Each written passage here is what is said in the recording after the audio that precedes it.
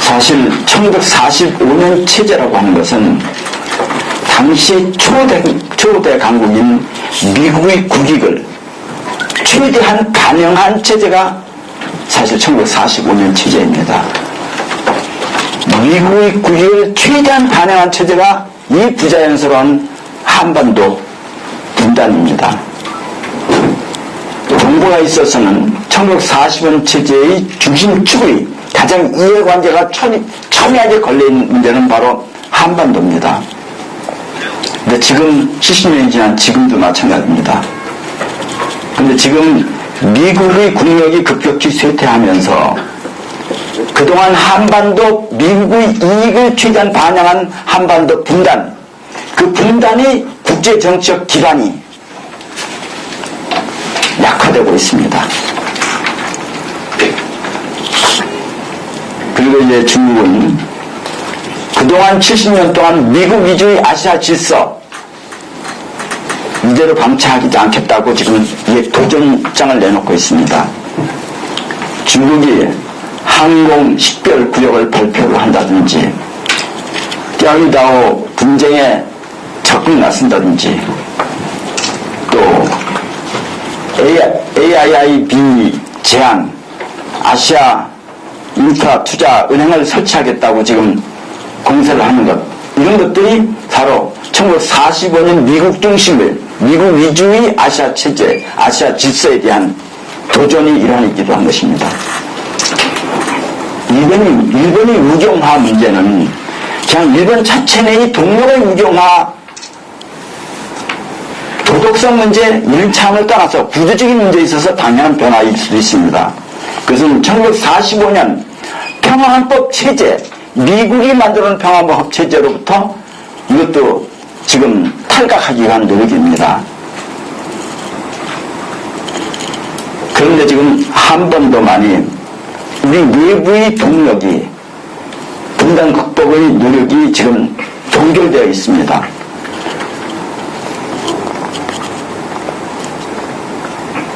한반도를 중심으로 한 주변 정세가 급격히 지금 변하고 있는데 우리는 아직도 남북관계를 개선하지 못하고 좀 더 악화되어 있으면서 이렇게 끌고 갈 때 이 동북아의 정세의 급변이 향후 5년 후, 10년 후, 20년 후에 우리 한반도에 어떤 영향을 미칠 것인가. 사실 어떻게 보면 동북아의 정세의 급변이라고 하는 것은 우리 민족 공동체에게는 행운이고 행복이고 기운일 수 있습니다. 그런데 우리가 능동적으로 대처를 못하고 한반도의 남북관계를 개선시키지 못하고 우리 갈등과 서로 불신을 이렇게 가속화시키면 이것은 우리 민족 공동체 구성원 전체에게 재앙이 될 수도 있습니다. 이 갈림길에 놓여 있는 것이 지금 현재라고 생각을 합니다. 미국이 9.11 이후에 정보체제를 좀 개편했습니다. 9.11 사태 이후에 CIA, FBI 등 6개의 정보기관들이 하나로 통합관리하는 정보국을 신설했습니다. 그 정보국에서 직접 미국 대통령에 대해서는 보고하는 보고서를 몇 년 만에 한 권씩 냅니다.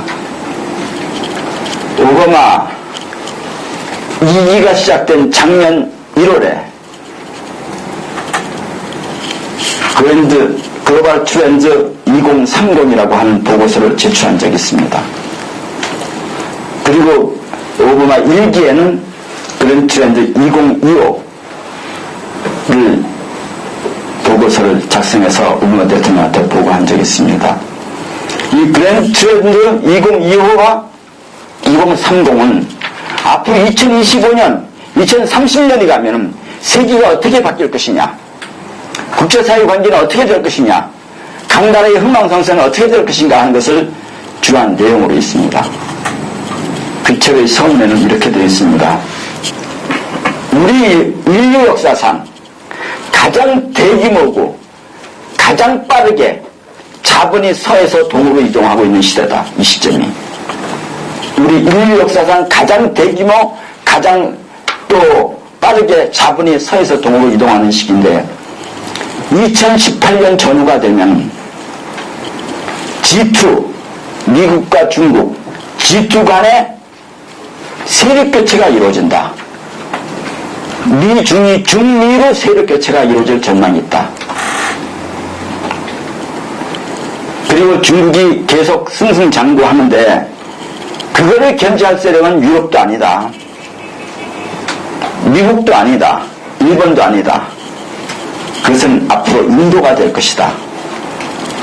2025년이나 2030년 이 정도 되면은 중국과 쌍벽을 이루고 있는 나라는 인도가 될 텐데 그 이유는 중국은 그때부터 노동화 시대에 접어들기 시작할 것이다.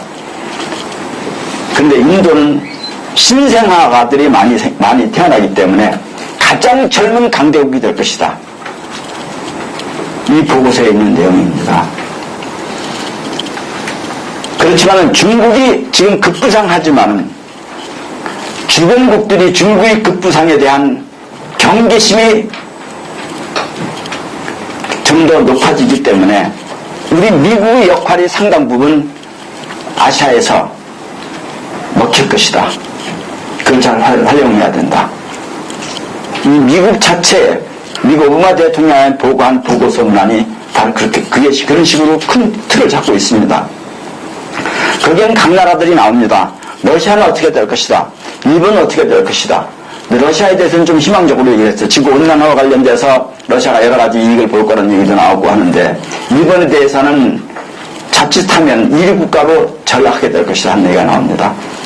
그리고 한때 1970, 80년대 세계 작은 용이라고 했던 사룡이라고 했던 네 나라 중에서 대만 같은 나라, 한국 같은 자본주의가 일찍 이렇게 개화된 나라들은 앞으로 좀 위축될 거라고 하는 전망도 함께 나오고 있습니다.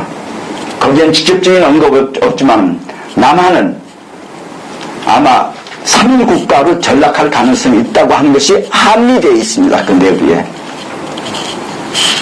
그런데 하나 예외가 있습니다. 이 글로벌 트렌드 2025에 나오면 거기 이런 말이 있습니다. 한반도에 대해서. 아마 2025년쯤 가면은 한반도는 유니파이드, 우리는 통일국가라는 표현을 안 쓰고 단일국가가 될 것이다. 유니파이드 네이션이 될 것이다. 그러면 한국이 아시아에서 정치적, 경제적 발언권이 급부상하고 그리고 2025년 전후에 있는 세계에서 부상하는 7나라가 있는데 그 7나라 중에 한 나라에 이 통일된 코리아가 포함될 가능성이 높다. 근데 분단이 된 상태로 되면 이건 쪼그라들어서 3국가가 될 것이다. 그런데 미국 입장에서는 한반도가 통일이 되면 미국의 영향력으로부터 벗어날 것이다. 그럴 때는 어떻게 할 것이냐. 미국의 이익은 한반도 통일이 안 되고 분단된 남한, 이 문제 옥답에 계속 빨대 받고 계속 빨아먹어야 하는 것이 미국의 국익이다 하는 것이 함의되어 있는 내용입니다. 미국 자체의 대통령한테 보고한 내용입니다. 이것이 미국을 악의적으로 보고 반미적 시각으로 보려고 하는 게 아니라 미국의 정보기관들이 공동으로 작성한 보고서입니다. 그런데 저는 지금 추세를 봐서 제가 노무현 정부 때 국회 통일통위원장을 하고 또 그냥 같은 여당의 통일통위원장이기 때문에 좀 정책 결정에 중요한 정책 결정에는 깊이 용이한 인너서클 중에 한 사람이었습니다. 그때 육자회담이니 9.19 합의니 이런 거 또 한미 FTA니 이런 걸 추진하면서 느낀 것은 육자회담에서 미국의 발언권이 아주 절대적이었습니다. 국제사회에서 중국은 별로 이렇게 발언을 안 하려고 했습니다. 근데 지금 벌써 몇 년 됐는데 한 6, 7년 이후인 지금은 중국의 태도가 달라지기 시작했습니다. 국제에서 이제 발언을 하기 시작합니다. 제가 2007년에 반지문 유엔 사무총장이 된 다음에 둘이서 만나서 그냥 사적이고 약간 공식적인 그런 얘기를 좀 했습니다. 근데 저는 걱정을 한 게 당신이 10년을 위해서 한 총장을 하려면 2기가 중요하다. 2기에는 소신껏 좀 얘기를 할 수 있는 계기가 있는데 전기에는 소신껏 얘기를 못하지 않냐. 그래서 2기를 꼭 당선돼야 되는데 그러면 5대 상임이사고 안보리 상임이사국이 롯데에 되는 비위를 거슬리는 일 그런 걸 하지 않으면서 좀 하지 않겠냐. 그래서 서로 그런 얘기를 했는데 미국은 어떻고 중국은 어떻고 프랑스는 어떻고 러시아는 어떻고 뭐 이런 얘기를 서로 했습니다. 그 중에서 반기문 총장이랑 저랑 합의 얘기가 된 것 중에 하나가 중국이라는 나라는 중국이 아주 긴밀한 자기들한테 이해관계가 있는 것을 건들지 않는 한은 다른 국제적인 관심에 이해관계에 표명을 안 하는 나라다. 그러니까 중국이 예를 들면 대만 문제라든지 티베트 문제라든지 위구르 문제라든지 중국의 뭐 그런 중국 내부의 중요한 그런 문제를 제외하고는 그 문제에 대해서는 미국이나 프랑스나 러시아랑 들어서 대외적으로 발언을 안 하고 의사표시도 안 하고 이해관계에 개입도 안 하는 편이다. 그게 2007년에 반 총장이랑 저랑 둘이서 만나서 한 얘기입니다. 근데 지금은 중국이 안 그래요. 중동 문제에 대해서도 중국이 자기들이 발언을 하고 지금 얘기가 달라지기 시작했습니다. 그래서 일자회담에서의 발언권이 지금 중국이 상당히 내부에 미국을 뭐 격려하거나 뭐 하는 데서 발언권을 가지고 있습니다. 근데 저는 한 4, 5년이 지나면은 한반도에 대한 국제적인 역할이 미국과 중국이 일정 부분 거의 절반 정도 이슈, 미국은 상당히 후퇴하고 중국은 상당히 발언권을 갖는 시대가 거의 50%의 발언권 갖는 시대가 온다고 봅니다. 그런데 중국은 4, 5년 후에 덩치는 커지겠지만은 국제적인 발언권을 그래서 강화되겠지만은 사실은 그것을 패권적으로 행사하기에는 내부의 문제가 있습니다. 그 패권적으로 행사하기에는. 그래서 예를 들면 그 문제는 최근에도 여러분들 언론에서 보셨겠지만은 중국 사회학조사센터에서 2014년 중국 인생발전 보고서를 발표를 했는데 거기에 보면 중국의 상위 1%의 계층이 자산의 30%를 가지고 있고 중국 20%의 하층민들이 중국 전체 자산의 단지 1%를 가지고 있을 정도로 빈부격차가 심합니다. 그리고 중국은 이미 상위 10%가 2년 전 자료인데 상위 10%가 가지고 있는 자산이 하위 10% 가지고 있는 자산이 23배가 됩니다. 격차가 아주 심합니다. 그래서 지금 중국에서는 우리가 지금 이런 소득 불평등 또는 재산의 불평등에 관계되는 지위 계수가 악화 일로에 있는데 0.4 이상이 되면은 사회가 불안하다고 보는 것이 많은 사회학자들이, 사회경제학자들의 이야기입니다. 그리고 0.5가 되면 부분에서 그것이 행동으로 나타나는, 소요로 나타나는 조짐이 보이기 시작한 게 0.5입니다.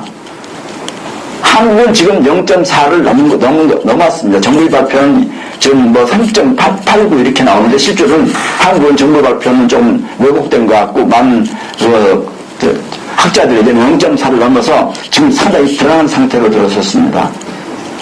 그런데 중국은 이미 1995년에 0.45였고요. 2002년에는 0.55가 넘어갔습니다. 그리고 2010년에는 0.61인데 최근에는 0.717로 나온 통계가 있습니다.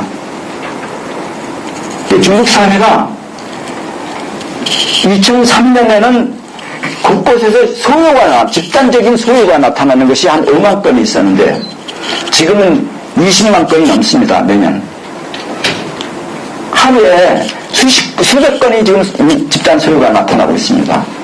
중국이 이미 3년 전부터 치안유지 비용이 워낙 많이 들어가지고 국방비보다 치안유지비가 더 많이 들 정도로 중국 내부가 지금 복잡합니다. 그런 소리이기 때문에 중국이 주변 국가의 우리 한반도 통일 문제에 대해서 패권적 이런 접근을 하는 데는 한계가 있다고 봅니다. 미국은 한반도에서 힘이 빠져가지고 좀 퇴각하고 그 공백을 중국이 채워주는데 중국이 채워주는 중국은 국내 문제의 심각성 때문에 한반도에 패권적 영향을 행사하는 데는 한계가 있고 그래서 저는 한반도에서 남북이 평화적 방법으로 공동으로 어떠한 체제를 선택하든 평화적 방법으로 선택을 하면은 그 체제를 국제사회가 그거를 반대할 수 없는 상황이 지금 이 시점이라 온다고 봅니다. 특히 4, 5년 후에는 더 온다고 봅니다. 이런 시점인데 지금 이에 대해서 지금 우리가 어떻게 대처할 것이냐. 사실 중국과 미국은 한반도 통일에 대한 아까 좀 근본적인 격차가 있습니다. 미국은 한반도 분단 체제가 미국의 국익이 하여튼 가장 최상치입니다. 분단 체제를 유지하고 한미일 동맹을 끌어들여가지고 일본과 한국의 경제력을 가지고 미국의 국방을 대신해주고 이제 물질적으로 해주고 이렇게 하는 것이 미국의 국익이라고 생각을 하는데 중국 입장에서는 한미일 동맹을 거쳐서 중국을 포위하는 것은 있을 수 없다고 보는 게 중국 입장입니다. 근데 단지 중국은 미국에는 한반도가 중립화 통일, 중국 편도 안 되고 미국 편도 중립화 통일에 대해서는 미국은 반대합니다. 자기가 텃밭 묻히는 거니까 반대하죠. 근데 중국의 경우에는 한반도가 중립화 통일해서 미국 편도 안 들고 중국 편도 안 들어도 좋다. 그건 중국에 대해서 자기는 굳이 반대하지 않는다는 입장입니다.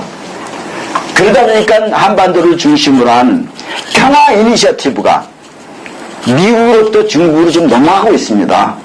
중국이 오히려 더 평화 이니셔티브를 갖고 평화적인 국가로서 자리를 하고 미국은 호전적이고 기득권을 지키려고 하는 그런 무리를 해서까지 지키려고 하는 그런 나라로 지금 국제사회에서 인식이 바뀌어가고 있습니다. 그런 속에서 한미동맹 강화는 그런 상황에서 한미동맹의 지나친 강화는 사실 이것은 우리 민족의 앞길을 가로막는 장애가 될 수 있다고 보는 것입니다. 미국이 진정으로 한반도의 평화적 통일이나 분단 극복에 대해서 긍정적인 입장을 취하는 정책을 취한다고 그러면은 저는 그것이 미국이 평화의 시스템을 계속 유지할 텐데 미국은 근본적으로 북핵 문제에 대해서도 이렇게 생각하고 있는 것 같습니다. 북핵 문제를 가지고 그걸 빌미를 삼아서 중국 견제의 방법으로 삼으려고 하는 것이 미국 입장입니다. 제가 최근에 중국의 시진핑 한국에 오는 거 전후에서 중국의 고위층이 한국에 방문한 사람들이 저를 좀 개인적으로 만난 적이 있습니다. 그분들이 좀 사석에서 좀 여러 가지 얘기를 했는데 그 중에서 이런 얘기를 하네요. 북한의 핵 문제에 대해서 자기들은 그것을 위협이라고 생각하지는 않는다. 위험하다고 생각. 미국의 핵 가지고 있나 북한의 핵 가지고 있나 다 합리적인 판단하는 국가들이기 때문에 그걸 위협이라고 생각하지는 않는다. 문제는 북한 핵을 반대하는 이유는 북한 핵을 빌미로 해서 미국이 한반도 분단을 그대로 고착화시키고 그걸 빌미로 해서 한미일 동맹을 강화시켜서 또 한국과 일본을 ND에 참여시키게 함으로써 중국을 그걸 빌미로 해서 중국을 포위하는 것이 아닌 불편한 것뿐이다. 그러니까 우리랑 그 북한을 반대하는 이유가 다른 겁니다. 미국이 하는 이유가 중국이 하는 북한에 대해서 입장은 북한이 미국이 갖고 있는 거나 북한이 갖고 있는 거나 그렇게 지금 정신병자들이 갖고 있다고 생각하지는 않는다. 러시아도 마찬가지로 육가들이 가지고 있는 건 아니라고 생각한다. 근데 그것 때문에 북한 핵을 핑계를 잡아서 미국이 중국을 경제하는 그런 수법으로 삼는 것에 대해서 중국은 북한 핵을 반대하는 근본 이유는 거기에 있다. 이게 이런 이야기를 이렇게 제가 서로 나눈 적이 있습니다. 그런데 한 가지 또 걱정하는 게 한국이 작년만 해도 대중국 무역이 2,300억 불이다. 근데 거기서 600억 불이 흑자를 보고 있다. 근데 그 흑자 본 돈으로 중국을 포위하는 미국 무기를 사면 어떻게 하느냐.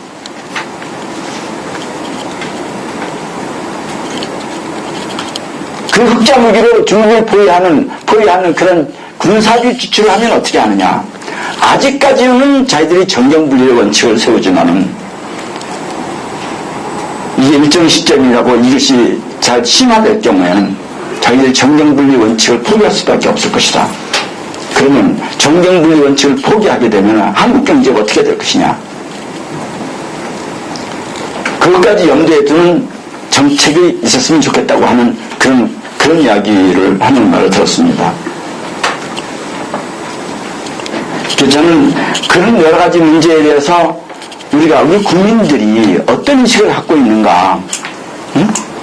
그 문제를 위해서 지금 각 정파, 여당, 야당을 어떻게 평가하고 있는가 하는 데 대해서 국민들이 좀 알려줄 필요가 있다는 생각이 좀 들었습니다.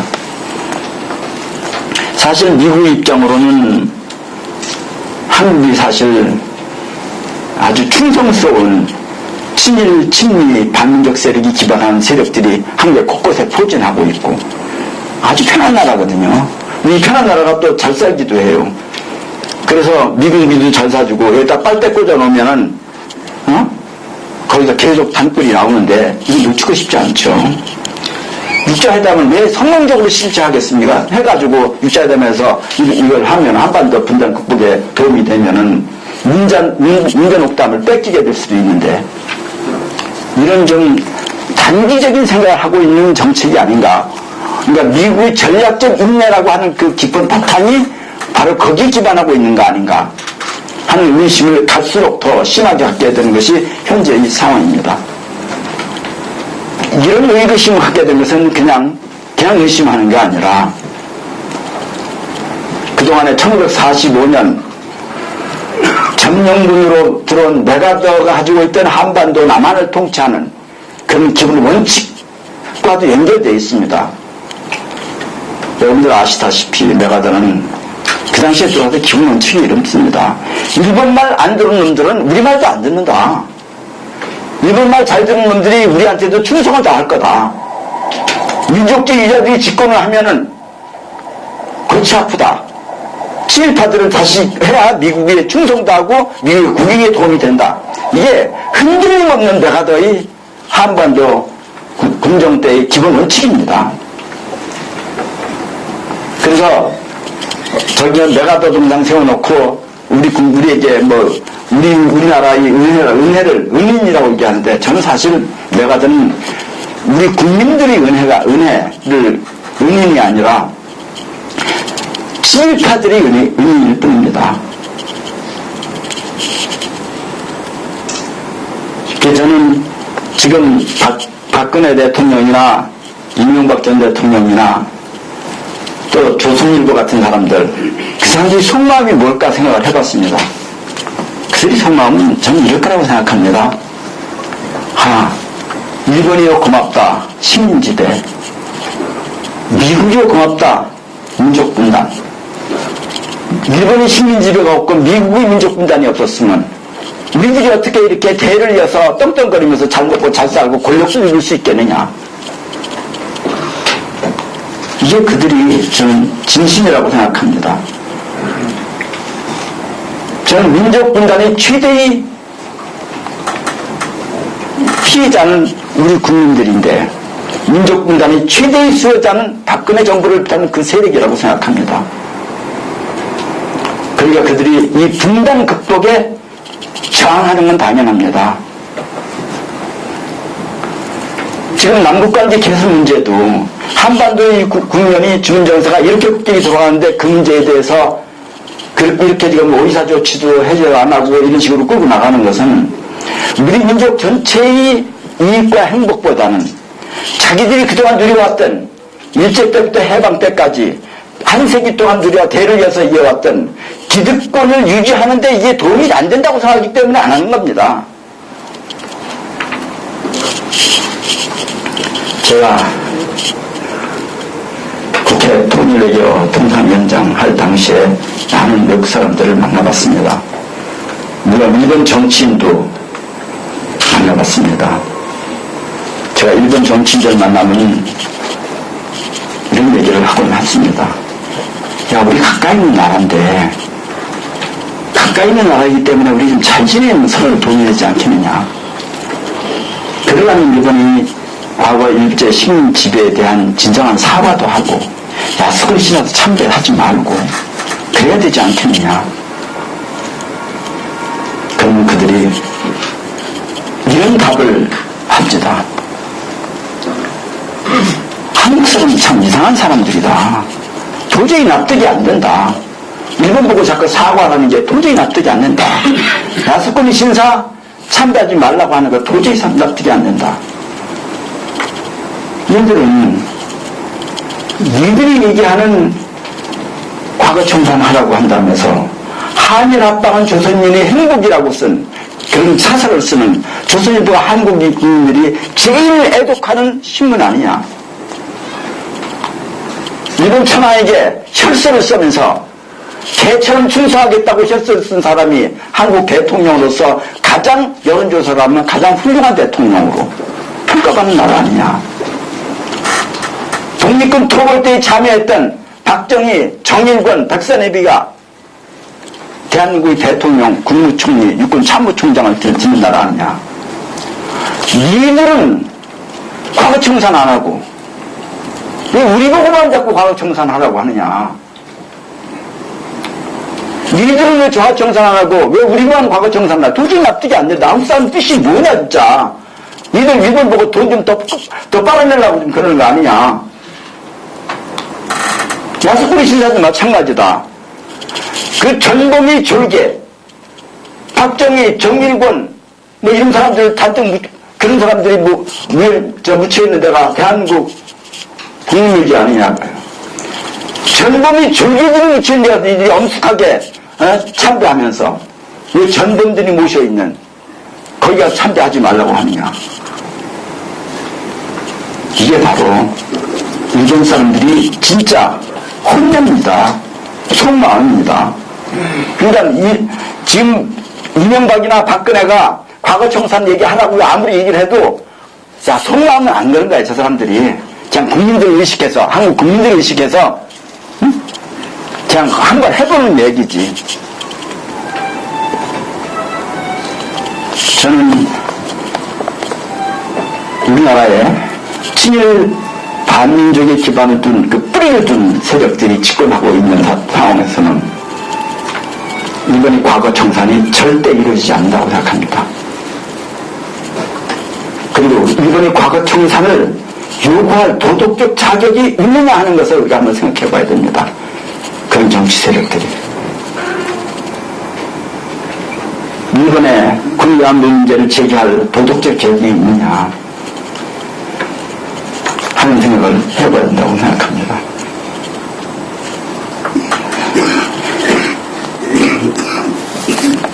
사실 저는 박근혜 대통령을 만나러 온 금년에 만나러 왔던 미국의 바이든 대통령이 나가지고 이런 걸 하는 보고 놀랐습니다.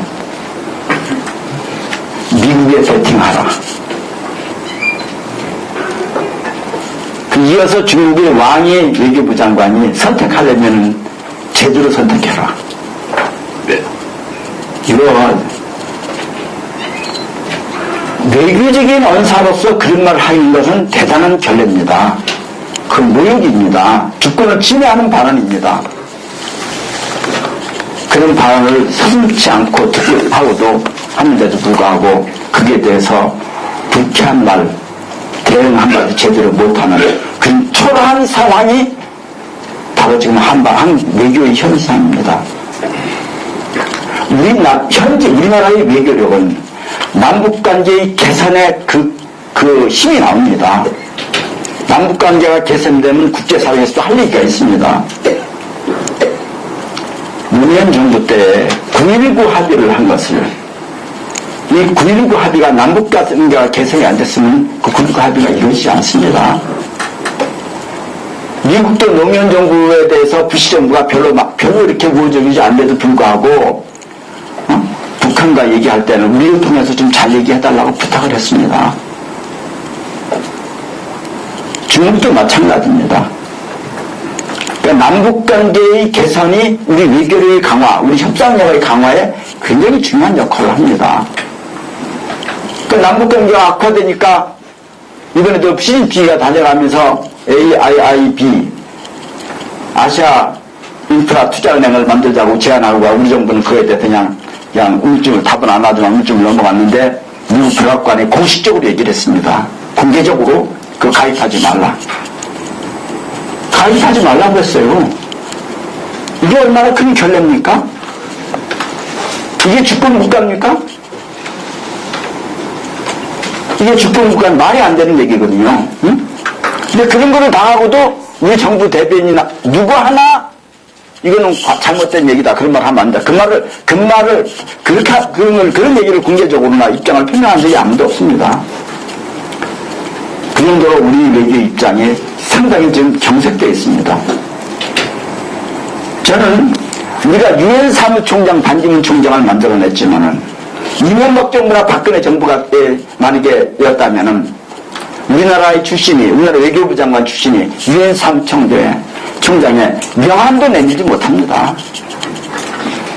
우리가 남북관계를 개선하는 걸 통해 가지고 국제사회의 위상이 높아졌기 때문에 유엔 사무총장이 탄생했던 것입니다.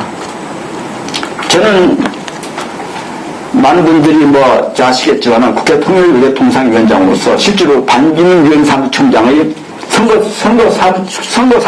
선거 대책위원장 역할을 했습니다. 전 세계 정치 지도자를 만나고 다니면서 설득을 했습니다. 쉬운 일이 아니었습니다. 그 당시에 제일 먼저 저항을 붙였던 것은 미국이었습니다.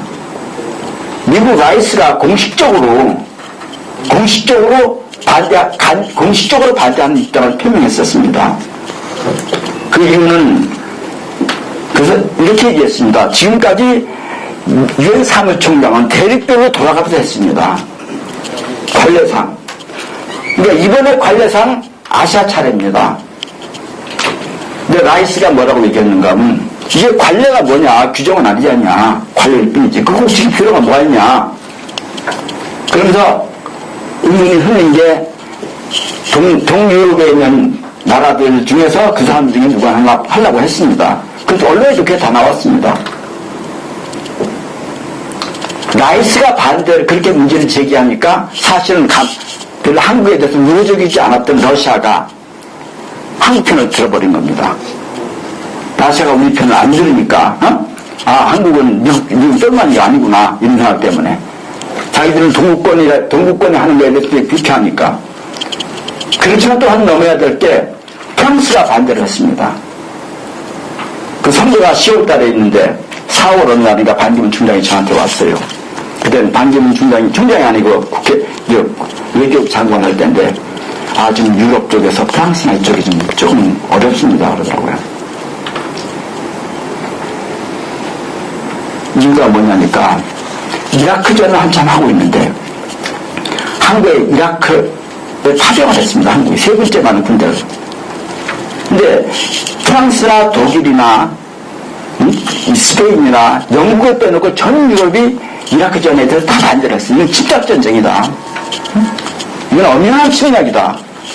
근데 그 침략전쟁에 한국의 군대를 파병하는 데 대해서 그 나라 외교부 장관은 어떻게 치를 수 있느냐 하는 게 그들의 입장이었습니다. 그래서 제가 5월인가 이때 프랑스를 방문했습니다. 그래서 그쪽에 있는 고위 정치인들을 만나가지고 그 반기문 선거운동, 반기문 좀 해달라고 선거운동하러 갔습니다. 갔더니 그 얘기를 하더군요.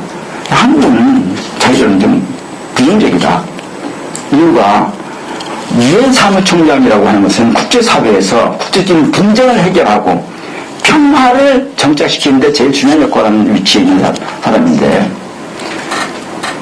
세계에서 가장 호전적이고 침략을 많이 하는 지금도 이라크를 침략하고 있는 미국이 시키는 대로 하는 나라인 한국의 외교부 장관을 어떻게 할 수 있냐.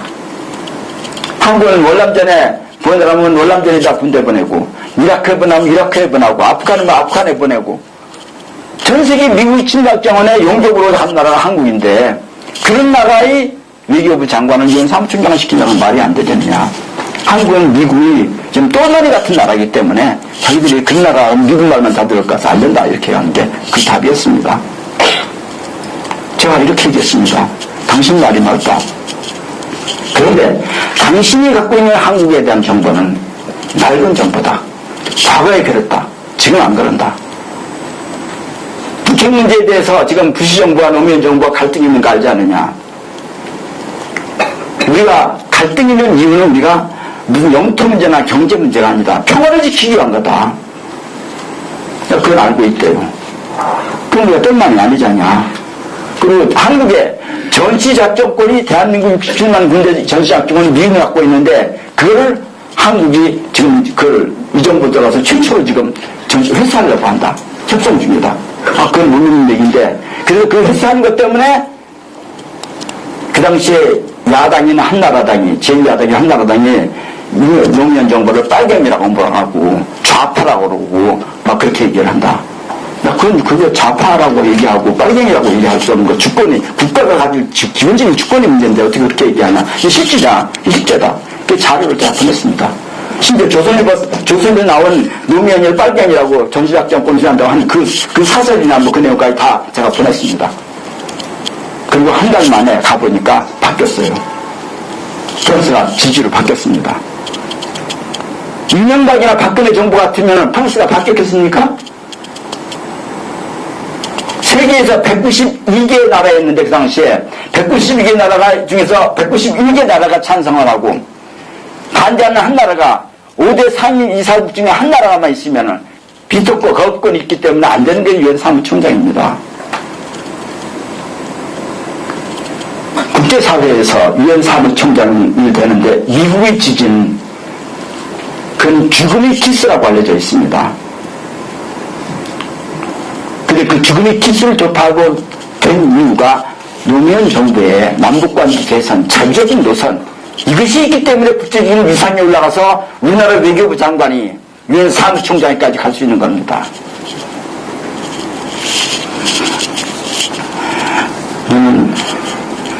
제가 국회 통일위원장 하면서 우리가 쿠바랑 외교를 안 하고 있어서 신문자를 불러서 물어봤습니다. 외교부의 신문자를 불러서 야, 쿠바와 수교를 안 하고 있는 나라가 몇 나라가 되냐 그랬더니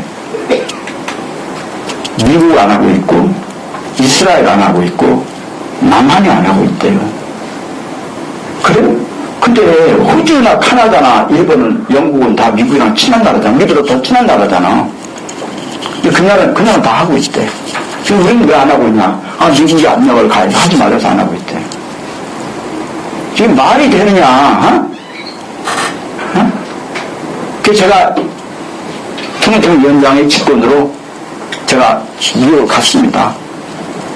가가지고 뉴욕에 있는 쿠바 주 유엔 대사를 만났습니다. 만나 수교하자고 공문을 보냈습니다.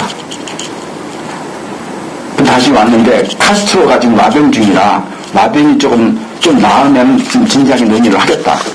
그리고 답을 왔습니다. 근데 그 다음에 정권이 바뀌어가지고 더 이상 추진을 못했습니다. 우리가 지금 그런 나라입니다. 미국이 한국을 우방의 나라라고 생각합니다. 하지 않습니다. 친구의 나라라고 생각하지 않습니다. 영국이나 프랑스나 일본이나 호주는 친구의 나라입니다. 근데 한국은 미국 말 잘 들어야 되는 종교의 나라입니다. 이걸 조금이라도 벗어나려고 노력했던 것이 김대중 노무현 정부였습니다.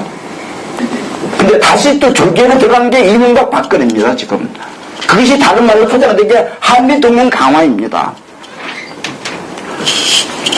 저는 그런 측면에서도 우리 외교 현실을 좀 진지하게 볼 필요가 있지 않을까 생각을 해봅니다. 지금 한반도는 상당히 한반도만 아니라 주변 정세가 제가 서두에 말씀드린 것처럼 이 한반도를 중심으로 흑진 정세가 급격히 바뀌고 있습니다. 구조가 지금 근본적으로 바뀌고 있습니다. 이 바뀌는 구조에서 우리가 제대로 쓰려면 힘을 가져가면 남북관계 개선입니다. 남북관계 개선 없이 한반도 주변 정세는 급격히 변하고 있는데 남북관계는 개선 없이 이런 상태에서 계속될 때 우리 민족에는 재앙이 닥쳐올 것입니다. 이명박 박근혜 정부가 지금 그런 재앙의 정책을 추진하고 있는 것입니다. 이건 어떻게 해야 되느냐? 어떻게 해야 되느냐? 그들에게 정책을 바꾸라고 그러면 안 바꿉니다. 그들이 더 소중한 것은 우리 민족 공동체 구성원 한 사람들이 미래에 대한 행복이 아닙니다. 그들이 일제시대부터 그리고 지난 70년 동안 해방 이후 70년 동안 101세기 이상 그들이 지켜왔던 기득권, 그 알량한 기득권을 지키는 게 더 중요하기 때문에 남북관계의 개선이 그 기득권을 놓치는 그 구조를 만드는 데 대한 불안감 때문에 그런 것입니다.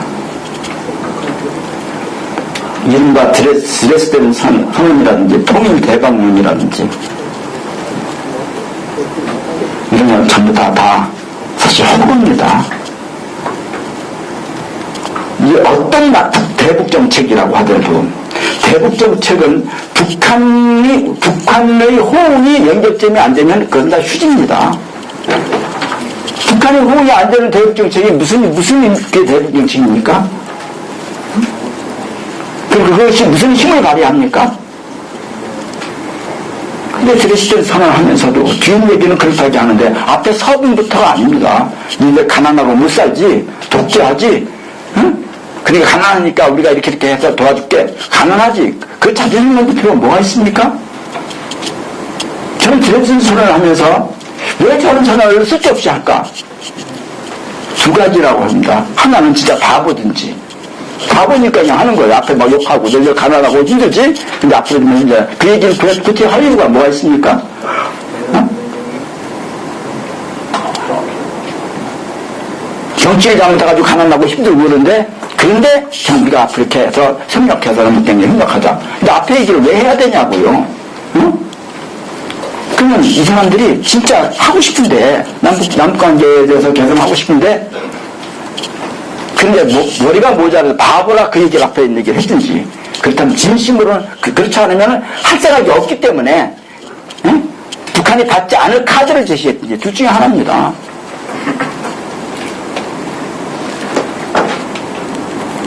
박정희 정권이 유신체제 그 속에서 우리는 긴급조치를 경험했습니다.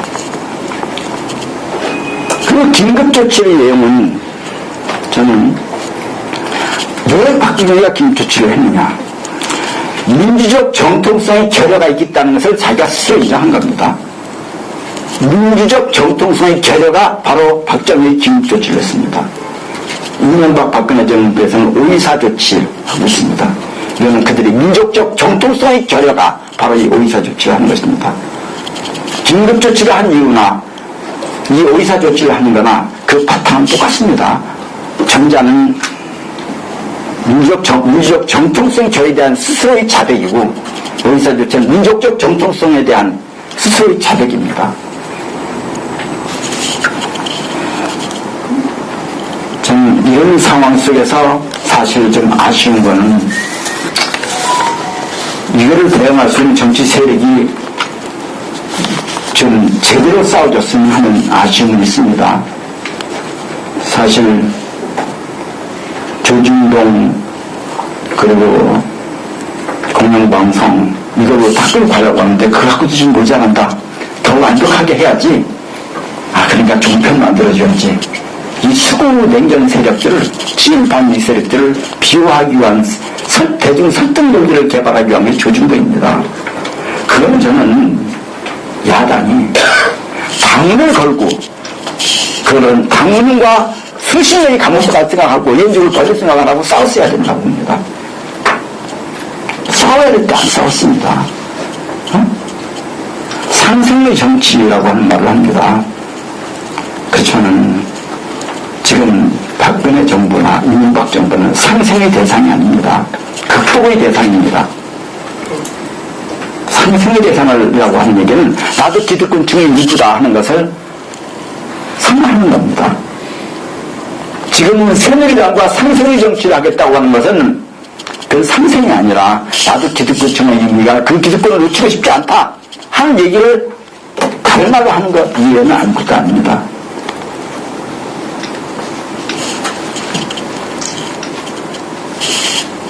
저는 야당 정치인으로서 자기가 정직하고 역사의식이 있다고 하는 정치인으로서 빨갱이란 말 듣는 것을 두려워하는 정치인은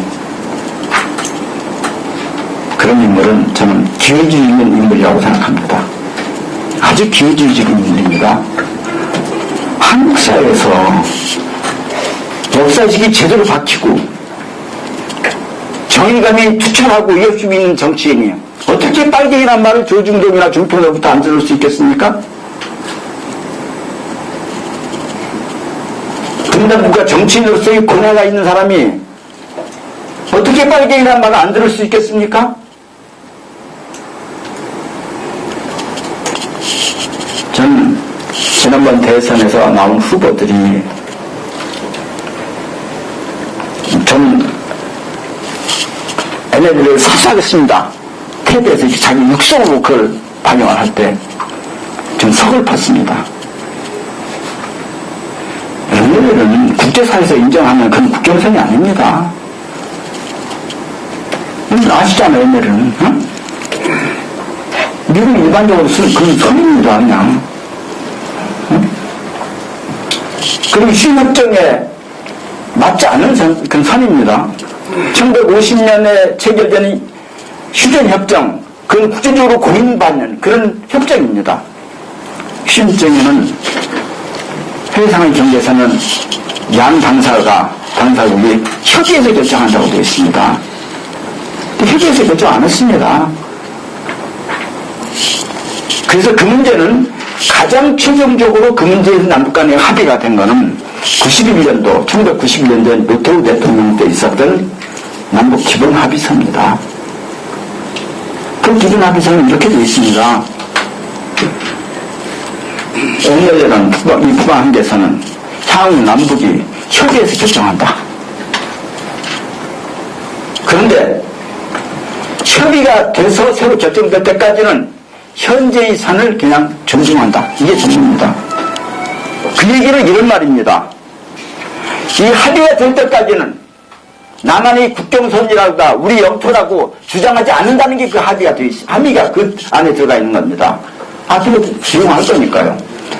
또 하나, 또 남한은 그 국경선이라고 우리가 사수하겠다고 이렇게 주장하지 않겠다는 게 들어가 있고 북한은 침략하지 않겠다.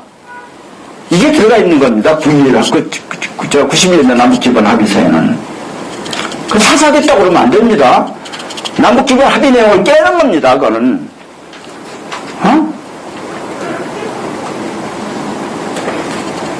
물면을 맞더라도 있는 건 그대로 얘기를 해야죠. 근데 91년 남북기본 합의서에 대해서는 지금 여당이나 야당이나 전부 다 역대 정권이 다 그걸 인정을 했습니다. 보수나 진보나 다 인정을 한 것이 90년 남북기본 합의서입니다. 그에 대해서 그 문안이 문제가 있다고 제기한 사람이 거의 없습니다.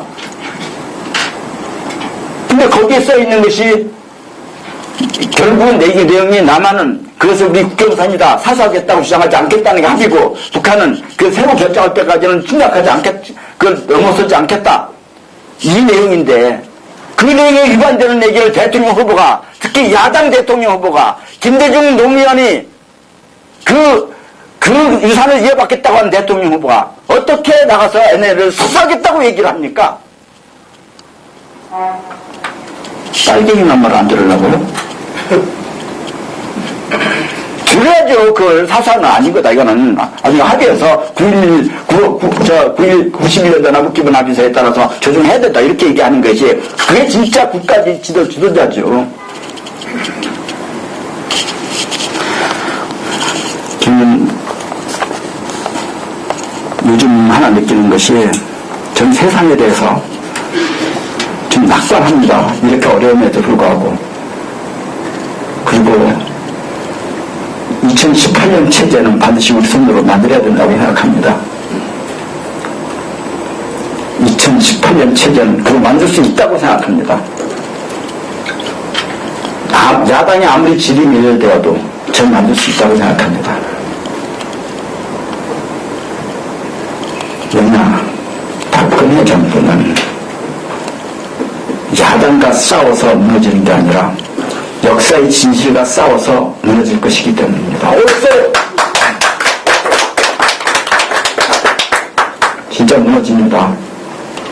저는 지난번 선거 한번 보십시오. 적정당 후보는, 박근혜 후보는 사실 그 아버지의 친일 경력, 그리고 군사정권에서 혜택받은 많은 사람들, 재벌, 언론, 또 이명박 정부의 기득권, 권력, 이 모든 걸 비호를 받아가지고 선거를 치렀습니다. 이쪽은, 그리고 그쪽을 대표할 수 있는 인물입니다. 살아온 과거나 가족적 배경이 이 우리 친반민족 수구 세력들을 대표하는 데 손색이 없는 사람입니다. 이쪽은 문재인 후보가 꼭 그런 후보는 아닙니다. 이쪽을 다 아우러낼 수 있는 그 역사식이 투철하거나 그런 투정 경력이 있거나 그런 정책 경력이 있거나 이런 대통령 후보는 아닙니다. 그럼에도 불구하고 심지어 개표 주자까지 했는데도 불구하고 겨우 1.5%밖에 안 졌습니다.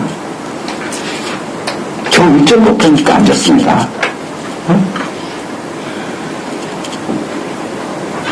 저쪽은 심지어 박근혜가 우리가 만약에 우리 쪽 후보가 빨간 옷을 입었으면 야당이었을 거예요.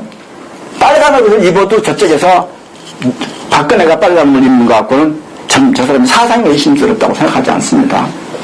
김종인 전 장관을 모셔다가 박근혜가 경제 민주화 얘기를 해도 경제 정책에 대해서 계속 저 박근혜 알아서 기득권층을 위해서 경제를 추겠지. 신뢰가 있는 사람입니다. 응? 이쪽은 그 정도로 대표할 수 있는 그런 인물이 아닌데도 불구하고 6.5%밖에 안 졌습니다. 종편이 실제로 선거운동한 거 아닙니까? 종편이 그게 뭡니까? 사실 합법을 가장한 선거운동 기구였죠, 그게. 응? 그런데도 불구하고 2.5%가 앉았다는 것은 우리가 유념해야 된다고 생각합니다. 저는 요즘 유심히 보는 것 중에 하나가 조선일보가요, 딴 나라랑 틀려서 가끔하다가 많은 지변을 활용해서 SNS를 막 비난합니다. SNS가 무책임하다, 진실을 전하지 않는다, 기분이 아주 부정적인 얘기를 합니다. 왜 할까? 저희들이 왜 이렇게 자주 할까? 그리고 저렇게 많은 지면을 활용해서 왜 자주 할까? 과연 조선일보다 하는 거예요.